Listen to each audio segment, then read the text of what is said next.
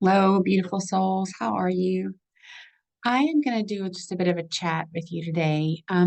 What I'm bringing to you are some of the top reasons why people get frustrated on their ascension journey, why people get derailed on their ascension journey. Um, some things that are just really hard concepts to understand. And it all comes back to the same common aspect of shadow work that needs to be done, but it manifests in different forms, right? And so the title of this video is Why Don't They Hear Me? And there's actually several reasons why. As you ascend, those around you no longer seem to hear you. Now, the truth could be that they were never hearing you to begin with, and they were never meant to hear you. And um, so that's one scenario. The other is that I know for me, early on, my frequency got super high, super fast. And I had an appointment, hair appointment. And I walked in the salon and it had about six people in it. Pretty big place, but where all the stylist booths and everything were was kind of grouped together. I walked in and there was a lot of chatter. You know how salons are. If you've ever been in one, they're all talking about this, that, and the other. Well, I walked in and I sat down. My salon stylist was not ready yet, and things immediately got quieter. I had not really interacted with anyone. She had texted me and said I'm on my way, so there wasn't anybody in the building that I needed to actually talk to. And she was there pretty quick. We went, sat down, went to the booth, and I, she and I started to talk. And I was telling her about some of my QET session that I had had and some of the revelations that I had had and how much better I felt. And beings, humans, I guess I didn't ask, that was across the room from me were looking and wanting to hear what I had to say. I had no idea who they even were. They were no longer interested in having conversations with themselves, amongst themselves, but they wanted to hear what I had to say. And so she kind of turned my chair a little bit, this and that, and thought, my hair was like processing and things. I was there over an hour. The chatter never really picked back up until after I left. There were some people there that were there in the beginning and there after I left. And so after I left, I texted her and I said, "Did you notice how quiet it got when I got there or when I was there in the room?" And they never really started talking again. And I had been there before with those stylists, those other stylists. They were very chatty, very chatty. They were very, very quiet. And so I said, that is a frequency thing. So my frequency made them, number one, they were aware of it. Number two, they were some were attracted to what I was saying. They wanted to connect to the frequency that I was giving off through my words. And others couldn't leave fast enough. They were very uncomfortable.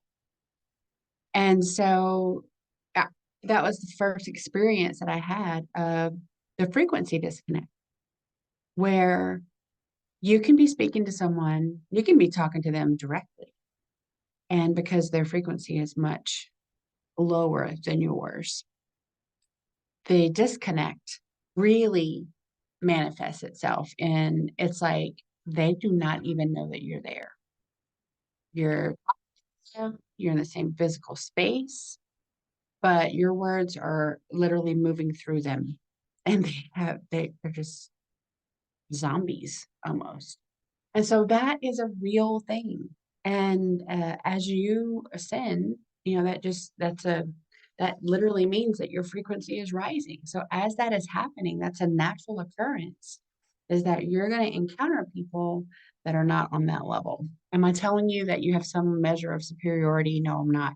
These are just facts where to really grasp the idea, the concept that the more you work on yourself, the more of your clear intent that you have, that you're aligned to source and you keep making higher timeline decisions, your frequency is going to continue to triple every single day. Every 24-hour period, your frequency is going to triple.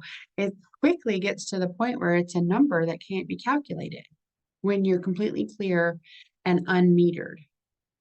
That's what the chakra block. It's one of the reasons they love to make sure that we stay blocked in our chakras, because it tempers our frequency. You can't get too high. So then you don't communicate on a higher consciousness level. So these are the 5 top comments that I get. And I've explained, individually, individual circumstances or whatever, but I've explained this over the course of the last 20 months that this has been my life. Many, many, many times. And even when I explain it to some, they are really usually at a point where they're having a hard time grasping it. Because again, this is that point in shadow work where you're having to put your ego in check, and you're having to recognize that behaviors that you and, well, we were all taught were caring and selfless are actually driven from your ego. So let's get into it. The first statement is, I want to get through to them once and for all. There's like this torch you carry, like, through, I'm going to get through them and bring this light, the last little bit of darkness, no matter what it takes. So we humans, we love to be right, don't we? We want to be heard. We want to be validated. We want our words to be respected. We want to make a difference. We want to be thanked. We want recognition for bringing something up that maybe someone else didn't think about. This is all ego. Every single thing I just listed is all derived from an egoic mind. Remember, there are a few factors, like I mentioned, that go back to why a being can't receive your message.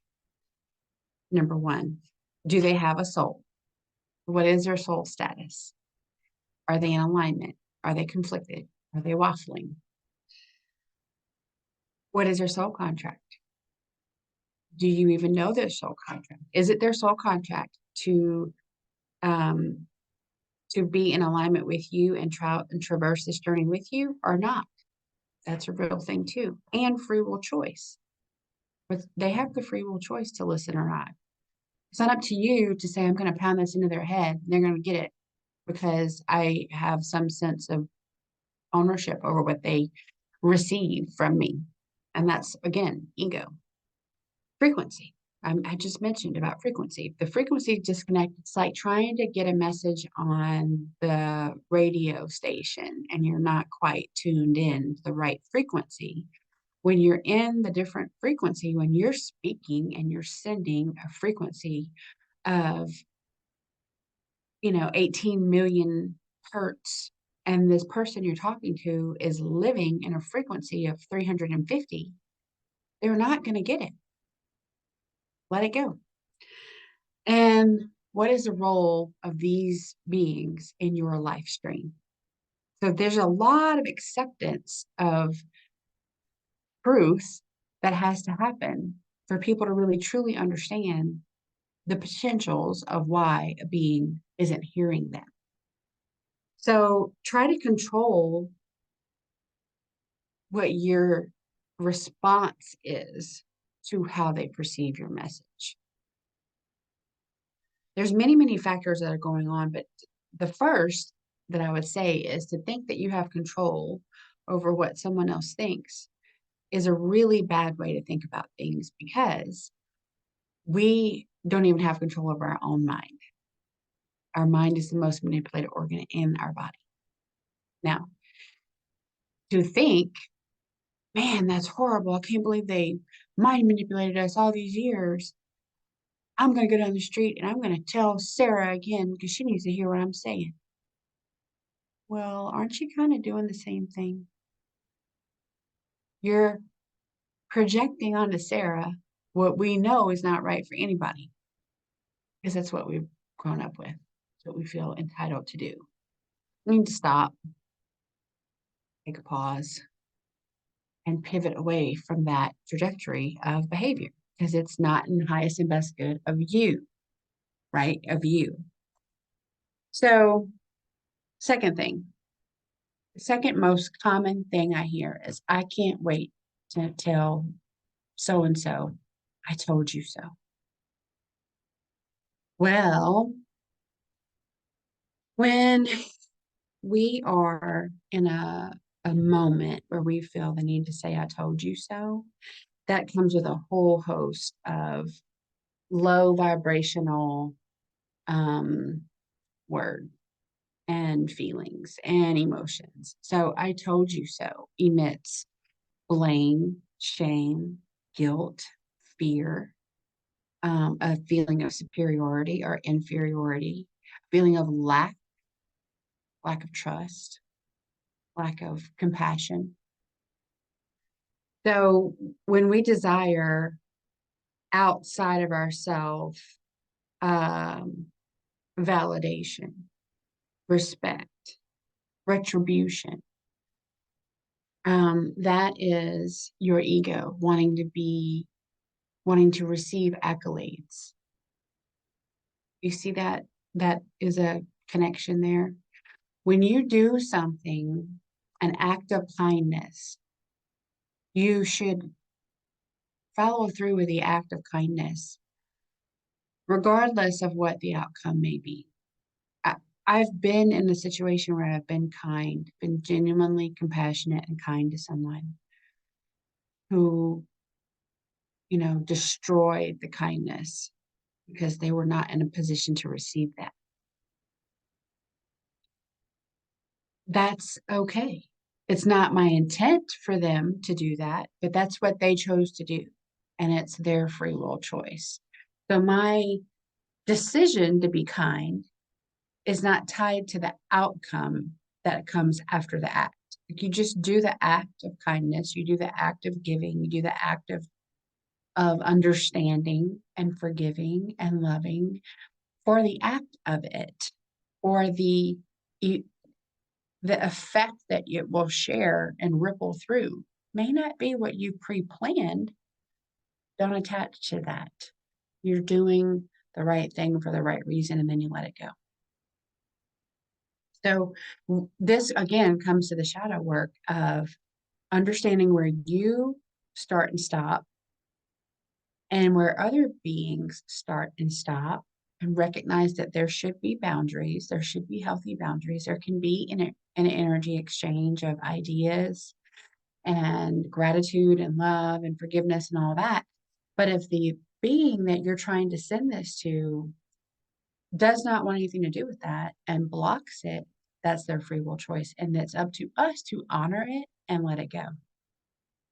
Okay, this is not like, oh, well, I'm just going to dig my heels in and keep fighting this fight.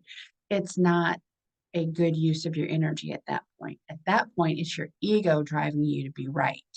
It's your ego driving you to prove a point. It's your ego driving you to get that pat on the back. And that's not the true source of why we should do any act of kindness. So when you evolve and your frequency rises and you go through the shadow work and you're no longer seeking outside of your self approval, right? So that's the goal, is that you feel an internal push to be compassionate, kind, healing, whatever that exchange is, in the highest and best good of all, and then let it go. Let it go. You go through the act, you feel it in your being, you understand that this is what you want to do, and you do it, and then you release that energy. You send it out, and it will have whatever effect it needs to have or not on another being. That's not for us to decide. When we send out, that's our choice. Once it's gone, it's like you can't put the genie back in the bottle. Once the energy is gone, it's not up to you what they do with it. When I deliver healing, I always discuss the healing with the human, but also the higher self, because I want the higher self to be fully aware of my intentions and that they accept the healing that I'm sending in the highest and best good of all. Otherwise, it can come off as you know, from left field, like, who is this and why are we getting this? Like, having that level of consent and discussion is good, but it's still ultimately that other being's decision whether to accept the healing, even if they, obviously came to me and asked for it. Sometimes there's a change of what they're willing to receive, and that's usually because the ego has stepped in and said, "Oh, you don't need this from me. What are you thinking?" So the third most popular is, "I can't wait to see justice served." This one's big. This one was, for me, one of the biggest obstacles to get over. And I'll explain. So we know what we've been going through, and it all came to a fever pitch for many of us when reality was put before us of what was happening and is happening to our innocence. And I mean that in the form of the littles and the weak and the ones that are being taken advantage of and blah, blah, blah. I mean, that is a very broad term, but, you know, they prey on certain types. And I had a hard time prior to my QET session and prior to really ramping up my ascension journey. My biggest flaw, character flaw, was judgment. I would judge people very harshly on zero evidence. I would look at them, I would hear what they said, I would make immediate judgments, and I would pretty much have to be convinced that it wasn't that.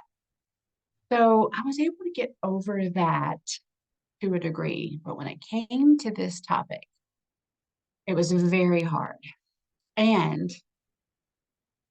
there was a part of me that thought, no, these beings that are doing these things, that are committing these crimes, it's unforgivable. It's just unforgivable. And I too felt, that justice needed to be done, and it needed to be done swiftly without a whole lot of uh, prison time, if you know what I mean.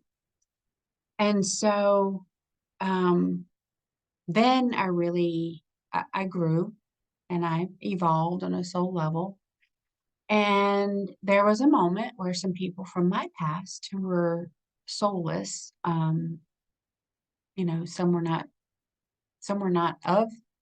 they did not have a soul, and some had traded it away, different situations. They were in my life for a reason, and they did not have souls. Well, many of them had good qualities.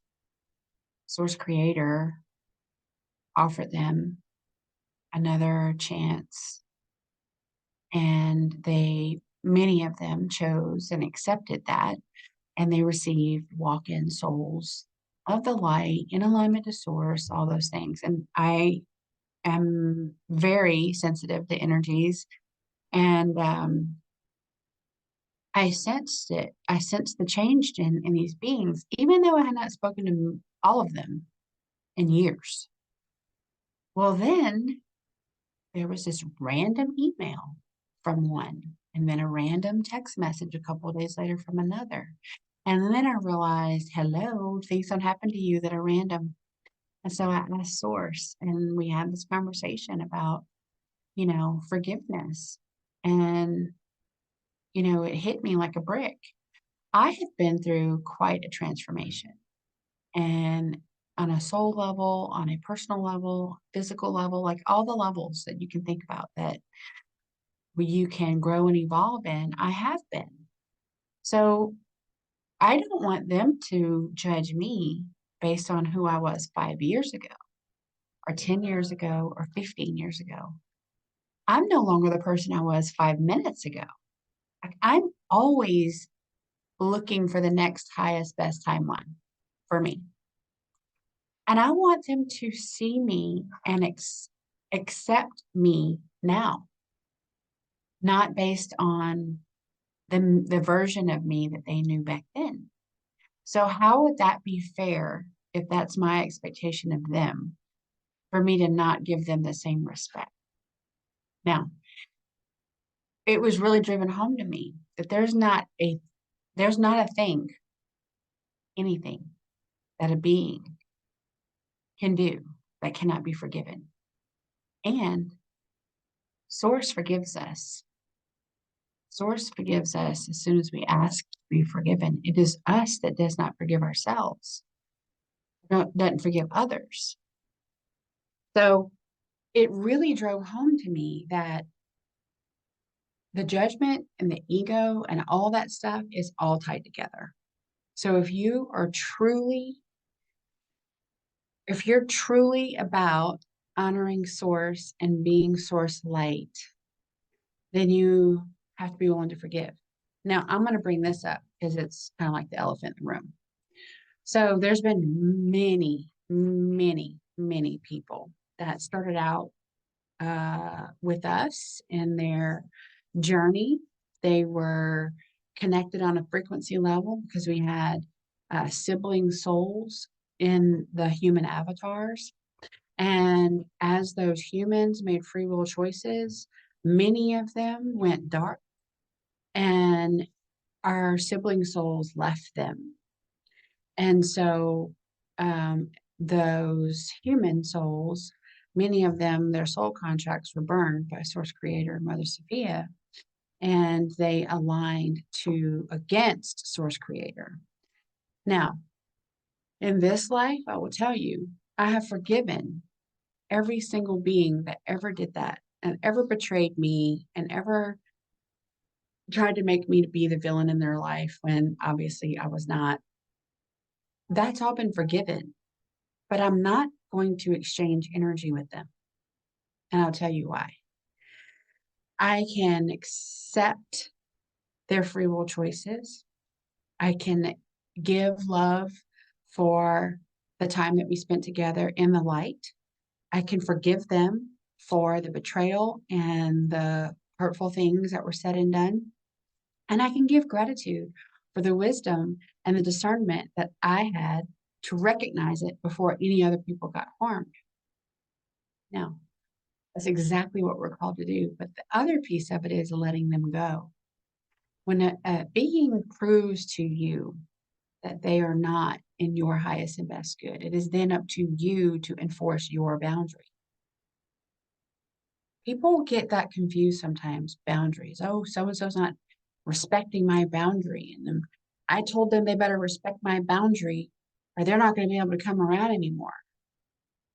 Well, you don't control other people.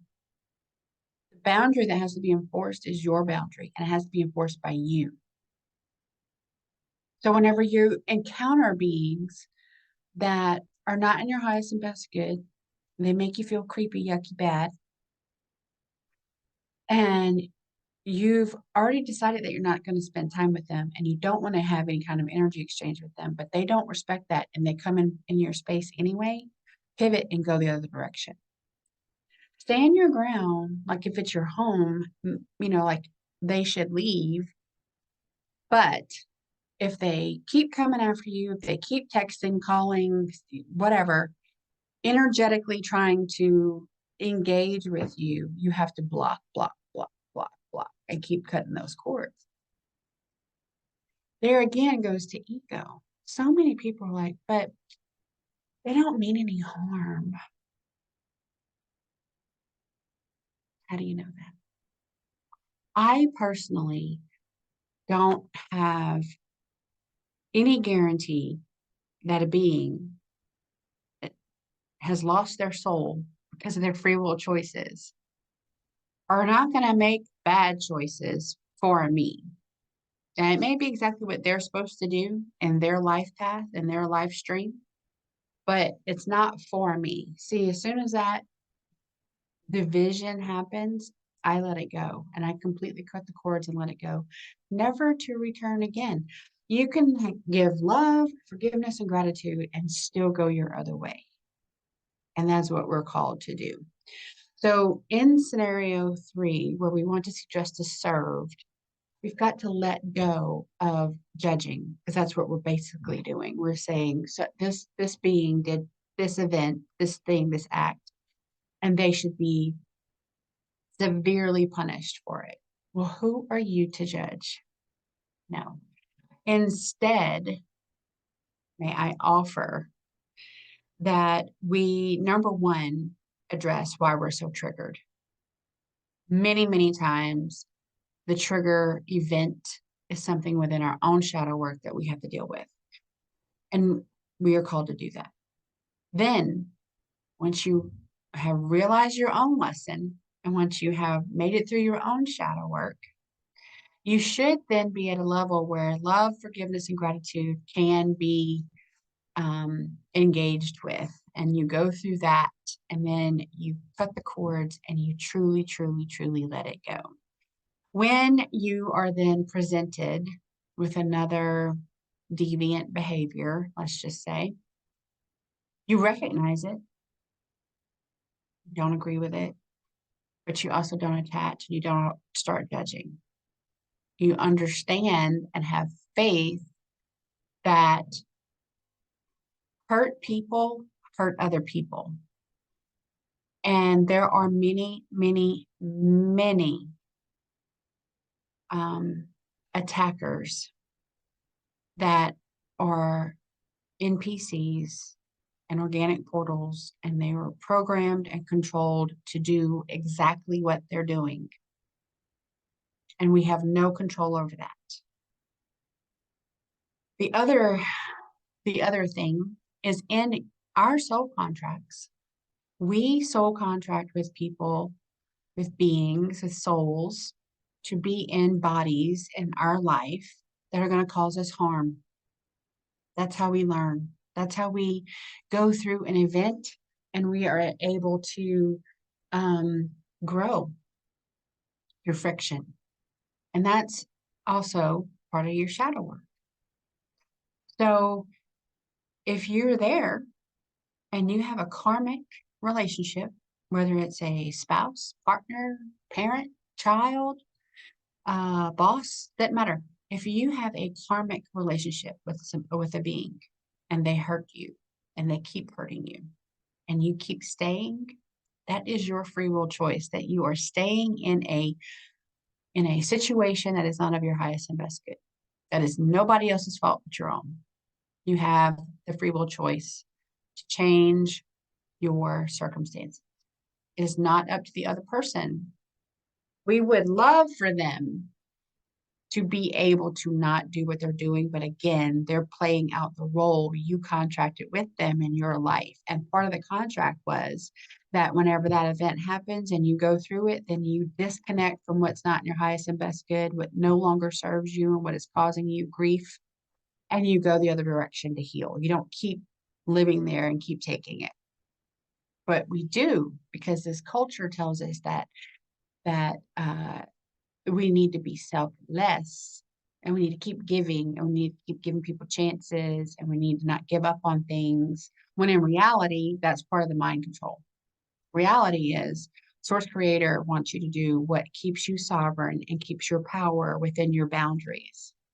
And if you're always entering into re-engaging into energy exchanges with people in your life that are karmic, that means that they're not meant to be with you in the divine future.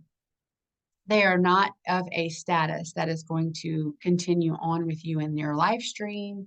They may not be of a status that they can continue on with you in higher dimensions either. Then it is up to you to not engage. So, understanding people's soul status, understanding soul contracts, understanding soul paths, understanding free will choice and frequency is a huge piece of these frustration feelings that many people have of not being heard. It usually comes back to you. So when Kuan Yin was helping me get over my ability to very, very hard to find forgiveness for these deviant acts. Sorry, my nose is running. I was reminded about hurt souls, hurt people, hurt other people. And a wounded inner child wounds others. Now, it's not up to us to heal someone else's inner child. That's work they have to do. We can help them. We can, in a way, say, you know, I understand some of these things that you've decided to do or that you acted out were because of a wound, of a trauma, of an event that you yourself went through. But if that's not your role in that person's life, I highly suggest not going down that path, because that's a whole different attachment that is not in your highest and best good. If that's not your soul contract to be that person for that being, don't go there. And the public, like the collective, would label you as being selfish. And it's always, you know, gotten me that they're quick to say when you're selfish, but you never hear anybody go, "Oh, you're just always giving yourself love, or you're just always giving yourself healing." No, they just say it's selfishness. When in fact, it's you taking care of your energy body, of your physical form, of your spirituality, so that you actually have something to give those that are deserving of it. When you constantly give all of yourself away, you don't have anything to give to those that are supposed to benefit from your power and your essence. And that's been a part of the whole mind control narrative to keep us feeling like we got to go save everybody, but don't save yourself. It's actually the opposite. When you save yourself and your frequency rises and you evolve through all the lower vibrational things of pain, shame, guilt, blame, fear, then you heal and your frequency rises, and being around other people without ever saying a word helps to raise their frequency, and they can start to heal too. That's why that nobody wants this big secret out. It's not a secret. People just don't want to talk about it because it's different. It's different than what anybody's ever told you. It doesn't make it less true. So Kuan Yin is the one that helped me finally understand on a level, a very, very passionate level, that hurt children usually grow into adults that cause or hurt unless their inner child is healed.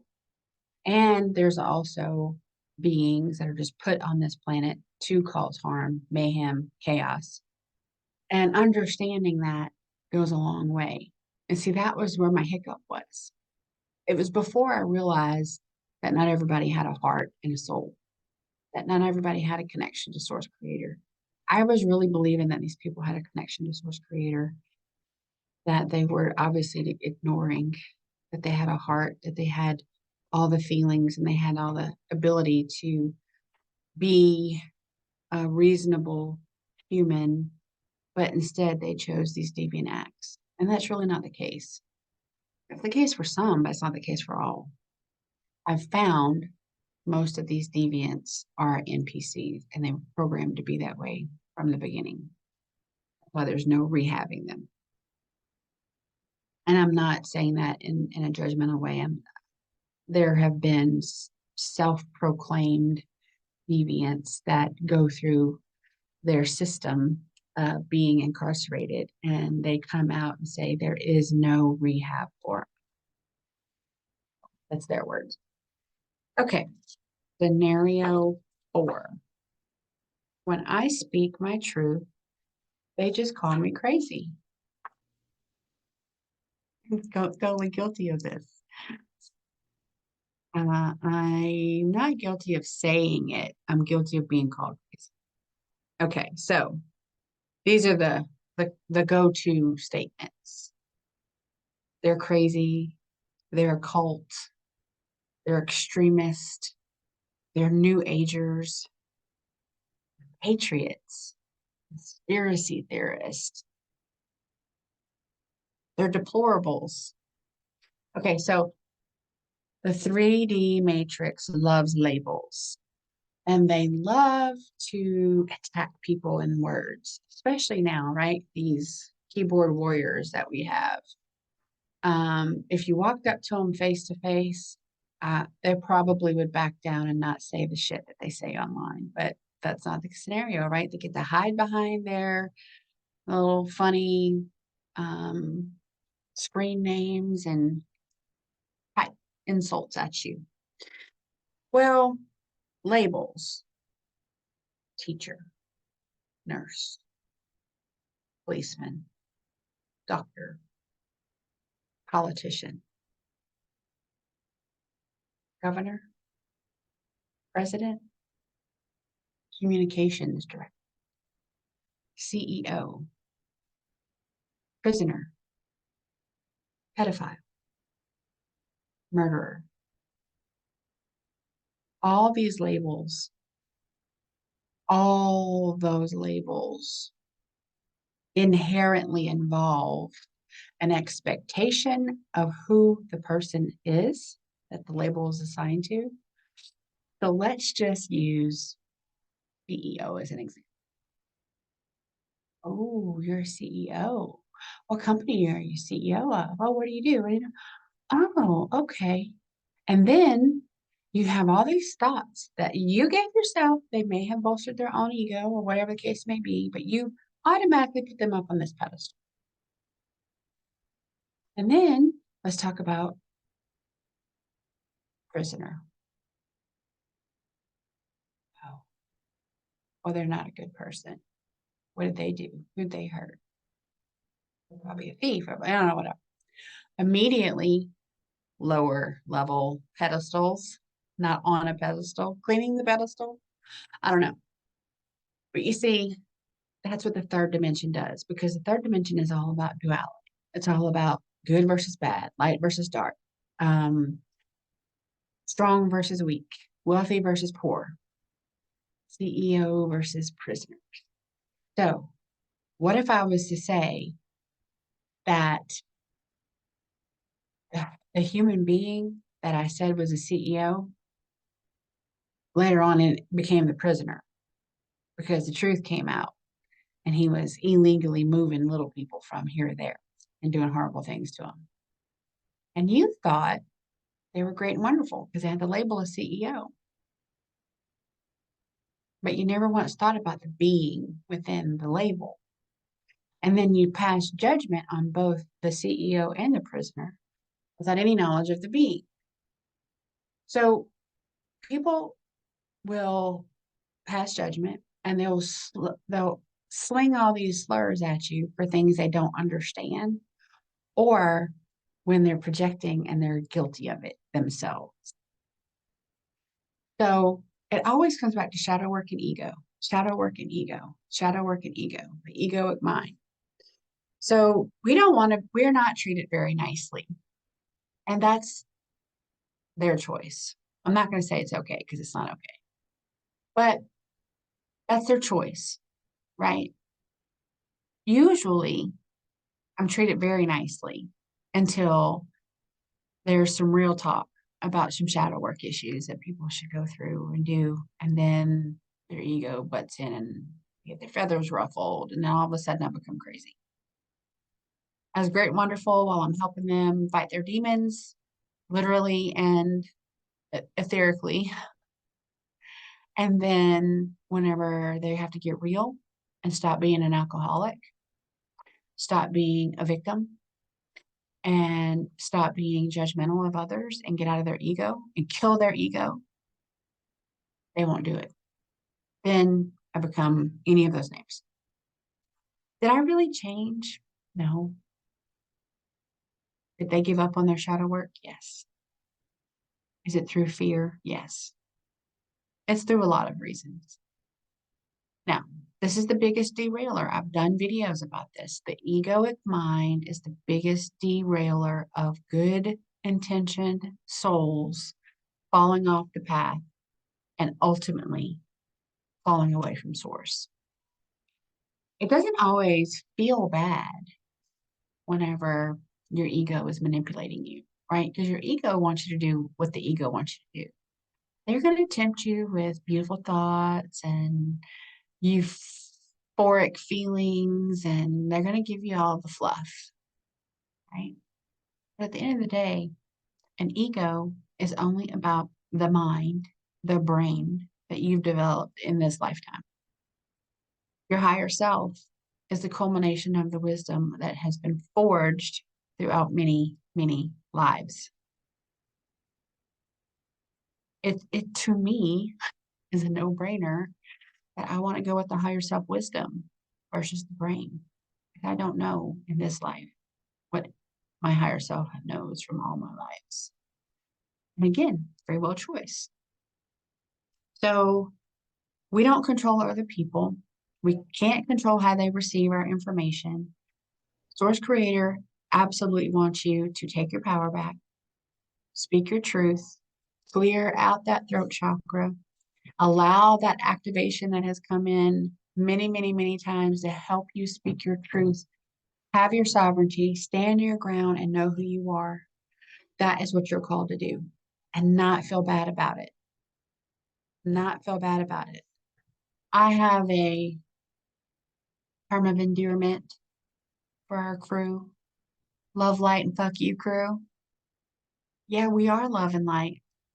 But when you decide that that's not for you, and then you turn around and attack us, you come into the heading of fuck you too. Go do what you want to do for you and leave me out of it. Because I'm on the love and light crew. So please stop and take a moment and think about how hypocritical it is for us to want to only help um, the obvious victims of crime or the obvious beings that are struggling, and not the ones that are committing crimes. Do they not deserve forgiveness? Do they not deserve compassion? Who are you to decide that they don't? So I no longer really want to see things happening in the public streets, you know what they say, in the town square. I don't really want to see that. I don't really want to see it ever again. I know I have a very, very strong faith in Source and Mother Sophia to exact the exact precise individual judgment that beings need. And I'll leave it at that. It's not for us to do. Anybody that calls you names, calls me names, that's a them problem. It's just like being triggered. If what I say triggers you, that's a you problem, not a me problem. So I do the work and I've done the growth and I'm willing to accept my faults, and I have on many, many, many levels. So for us to grow, that's what we all have to do. And if you're not willing to do that, then that's where your trigger is going to continue. It's better to know. It's better to know who you're dealing with to start to make sense of all this. So if you're super, super confused, you're like, well, how do I know if they're an NPC? How do I know if they have a soul? How do I know if they're, well, you got to get clear. You need a QET session. And once you're clear, you have access to your higher self, which happens the moment you're clear. And we help guide you through what's your strongest clear ability. Is it clairsentience? Do you feel the answers in your body? Is it clairaudient? Do you hear them? Claircognizant, the answers just drop into your knowing. Clairfactient, you smell the answers. Um, so we help you know what is your strongest clair, because that's how the information is going to come to you. And you go on about tapping into your higher self wisdom whenever you're making these decisions for yourself. It is super helpful in navigating this completely chaotic world that we're in. And so knowing who you're dealing with and having the opportunity to choose whether you want to, it exchange energy with them or not is very helpful. Very, very helpful and very good for your soul. Let's see. Yeah. Accepting what you get when you ask those answers. That's another thing. Like a lot of times your gut knows. You know so and so does not have a soul. Like you've never seen evidence of it. And so now you want someone to confirm what your body, your gut has been telling you. You gotta trust your gut. Your gut tells you they're icky. But you want to ask because they're your partner or they're your dad, cousin, I don't know what else. You want, you're hoping for the best. You want to be wrong. And then you learn that you're right. Well, now you have to accept the answer or not. Free will choice. It's in your highest and best good to accept the answer, confirm it with however many people you want to confirm it with. But really, once the decision, once the truth is revealed, um, then you have the choice. What are you gonna do? You're gonna keep going back for more abuse. You're gonna keep going back for more darkness. You're gonna keep going back and let them drain your energy. You're gonna keep going back and let them attack you energetically or otherwise. Or are you gonna love yourself enough to disengage and allow that person to fall away from you? That's a natural trajectory of um, frequencies as they rise and beings that are supposed to continue on to a higher level of consciousness is those beings that are around them that are not meant to continue to a higher level of consciousness will fall away. And it's up to us to recognize it and then let it go, accept it. If they're meant to be in your path, they will find their way to you. I cannot stress that enough. If you are forcing people to stay with you that have been trying to fall away from you and have been showing you exactly who and what they are, but you don't want to accept it, whose fault is it that they are still able to exact pain and harm to you?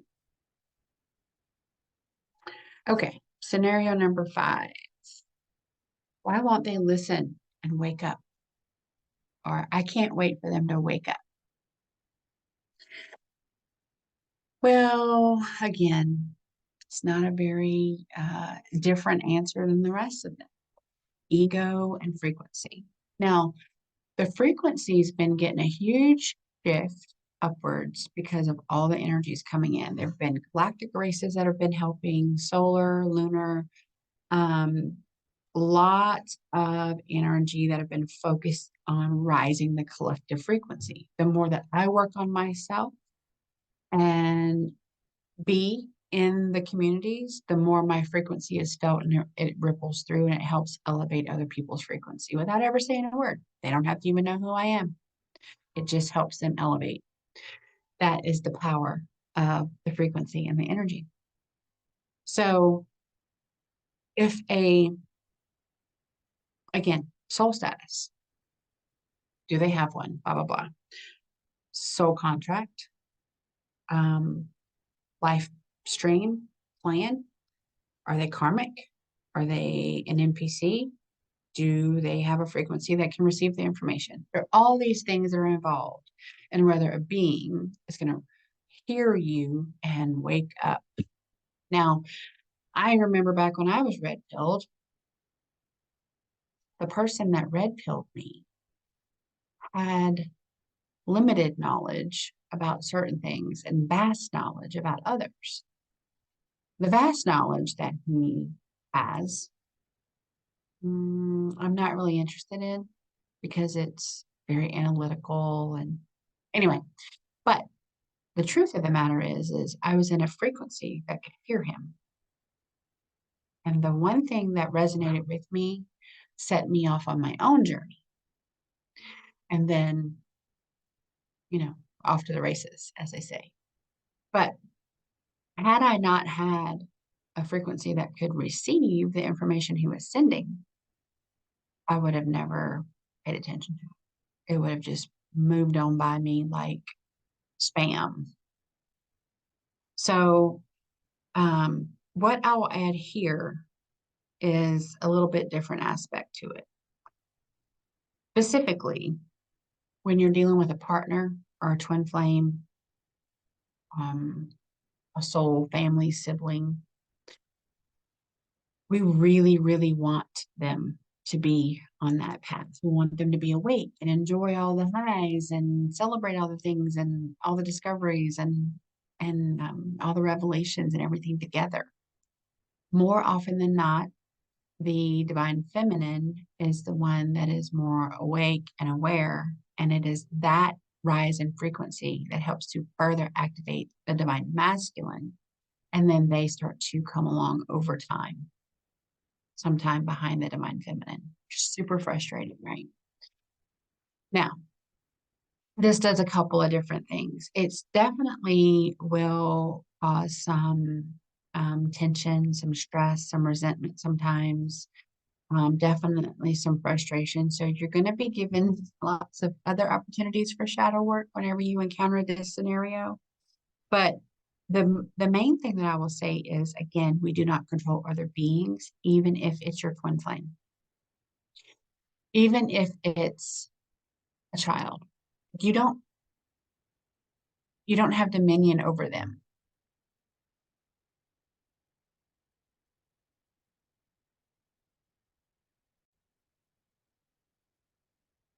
Sorry, my Wi-Fi got unstable for a minute there.